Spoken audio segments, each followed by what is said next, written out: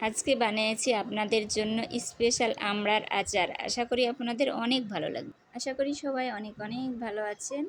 আর কে কোথা থেকে আমার ভিডিওটা দেখছেন অবশ্যই কমেন্টসে জানাবেন। এখানে আমি 1.5 কেজি মতো আমড়া নিয়েছি। আজকে আপনাদের সাথে সহজভাবে আমড়ার আচারের রেসিপি শেয়ার করব। খুবই টেস্টি আর মুখরোচক। এভাবে সব আমড়াগুলোকে আমি ছিলে নেব। তারপরে এই যে ছিলে নিয়েছি দেখেন, এখন আমি খুব সহজে এগুলোকে কেটে নেব। এটা কাটা খুবই সহজ। এভাবে করে এক পাশ কেটে একটু চাপ দিবেন, দেখবেন সবগুলো কাটা হয়ে যাবে। তারপরে সাবধানে কেটে নেবেন যাতে হাত না কেটে যায়, সেই দিকে খেয়াল রাখবেন। সবগুলোকে আমি এভাবে কেটে নিব।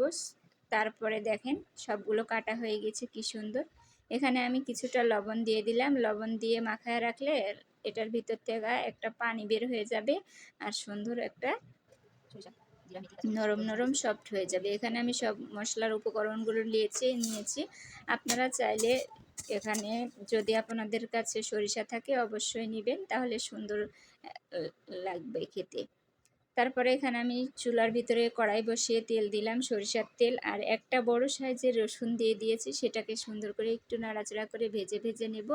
তারপরে এই যে দেখেন আমড়াগুলোর ভিতর থেকে সুন্দর মতো পানি বের হয়ে আসছে আর সুন্দর নরম সফট হয়ে গেছে, ভিতর পর্যন্ত লবণ ঢুকে গেছে।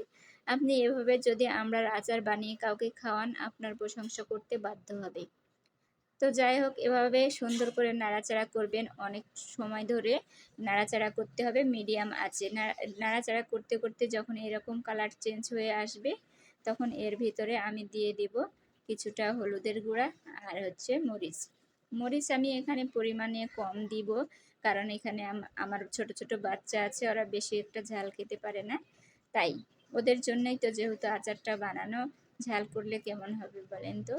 তারপর আমি সুন্দর করে একটু নাড়াচাড়া করে যখন কালারটা এরকম হয়ে যাবে আর আমড়াটা যখন সিদ্ধ হয়ে আসবে, তখন আপনি চিনি দিয়ে দিবেন। চিনি দিয়ে নাড়াচাড়া করতে করতে সুন্দর চিনিটা গলে যাবে আর এরকম আঠালো আঠালো ভাব হয়ে যাবে। আমড়াটাও কিন্তু সুন্দর মতো সিদ্ধ হয়ে যাবে। আর নাড়াচাড়া করতেই থাকবেন, তাছাড়া কিন্তু নিচে লেগে যাবে। আমরা যখন আচার বানানো হয় তখন আচার কিন্তু একটু বেশি বেশি নাড়াচাড়া করতে হয়, তাছাড়া আমড়াটা যে কোনো আচারের ক্ষেত্রেই সমস্যা হতে পারে। দেখেন এরকমভাবে তেল উঠে আসছে আর কালারটা অনেকটা চেঞ্জ হয়ে গেছে। এখন আমি মশলাটা দিয়ে দিলাম, দিয়ে আরও কিছু সময় ধরে নাড়াচাড়া করব। আর সুন্দর যখন কালার একটা আসবে আর অনেক সুন্দর একটা ফ্লেভার বের হবে, তখন আপনি বুঝে নেবেন আপনার আচার পারফেক্টভাবে রেডি হয়েছে। এই যে দেখেন কি সুন্দর হয়ে গেছে, চিনি ভিতরে ঢুকে গেছে আর আচারটা দেখতে কতটা লোভনীয় হয়েছে দেখেই হয়তো আপনারা বুঝতে পারছেন। আর খেতেও কিন্তু অসম্ভব মজা। আজকে এই পর্যন্ত। সবাই লাইক কমেন্টস করবেন আর পেজটা ফলো করে রাখবেন। আর আপনারা যদি কোনো রেসিপি দেখতে চান তাহলে অবশ্যই কমেন্টসে বলবেন, আমি চেষ্টা করব ইনশাআল্লাহ। আল্লাহ হাফিজ।